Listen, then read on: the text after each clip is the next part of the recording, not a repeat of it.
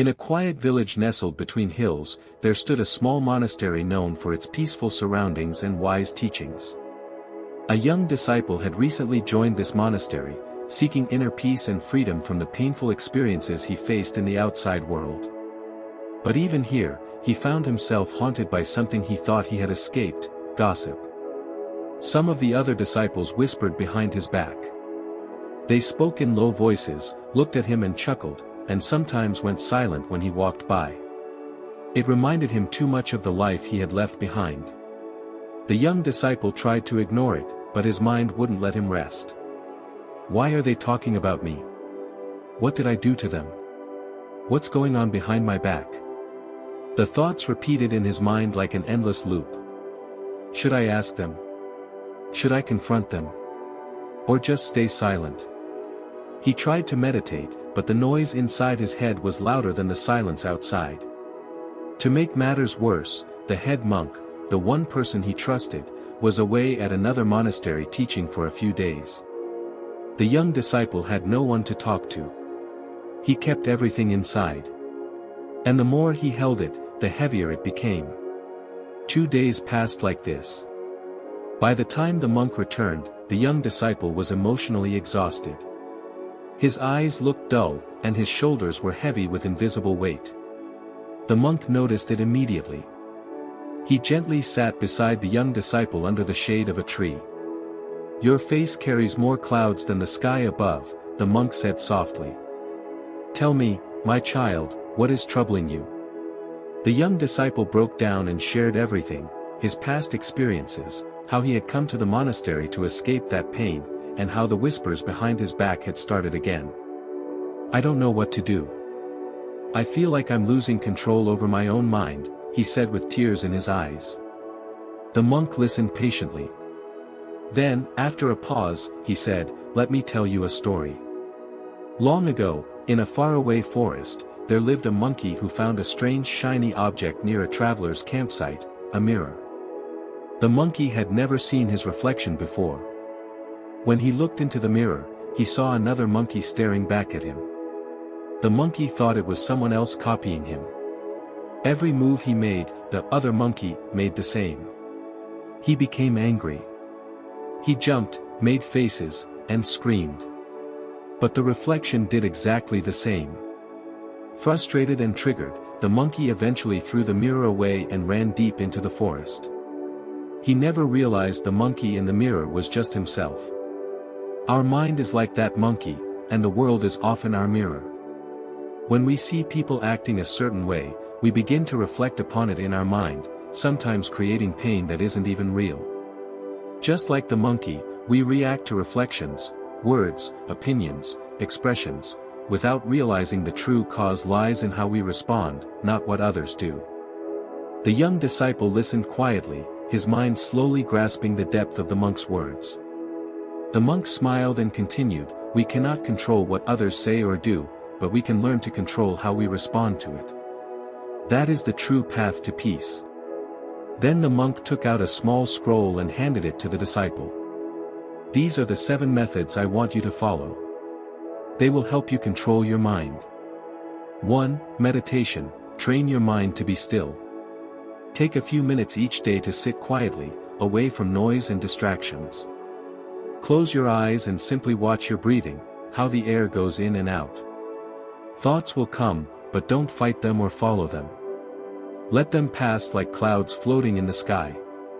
Over time, this practice teaches your mind to stay calm and not get carried away by every thought or emotion.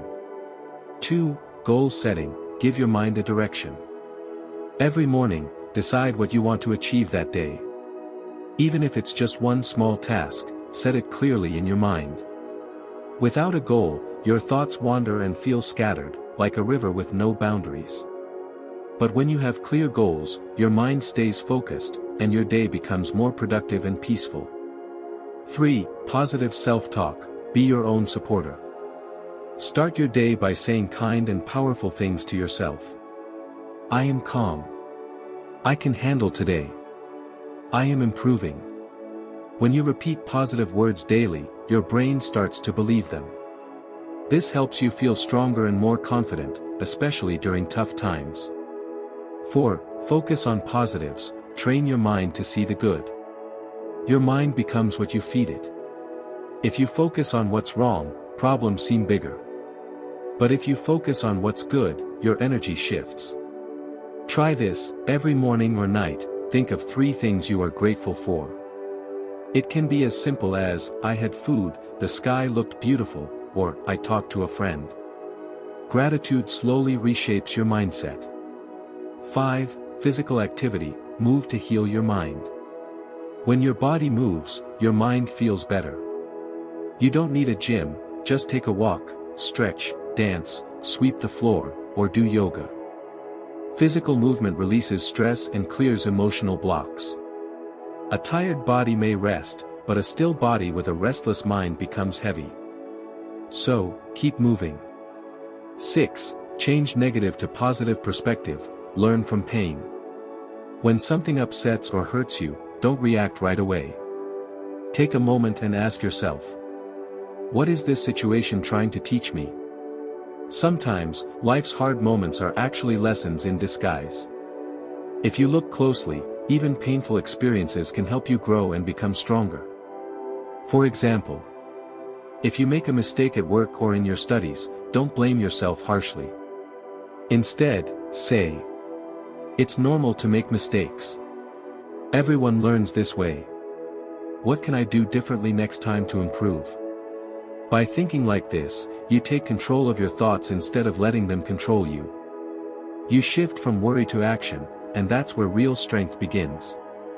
7. Write it down, clear your mental fog. When your mind feels full or confused, take a pen and notebook.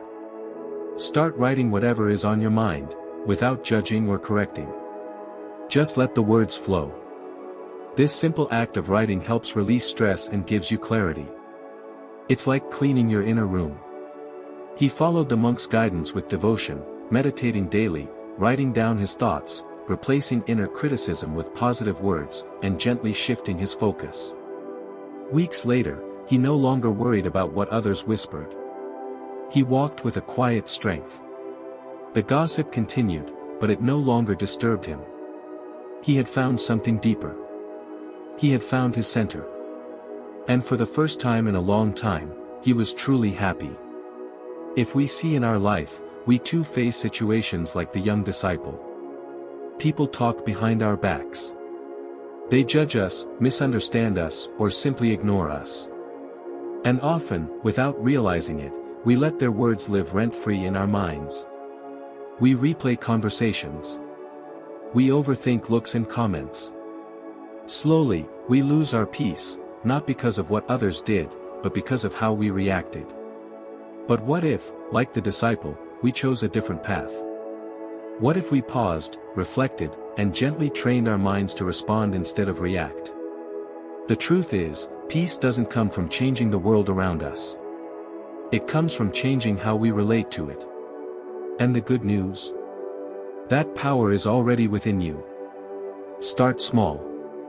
Sit with yourself. Breathe. Be kind to your own thoughts. Let your mind become your friend, not your enemy.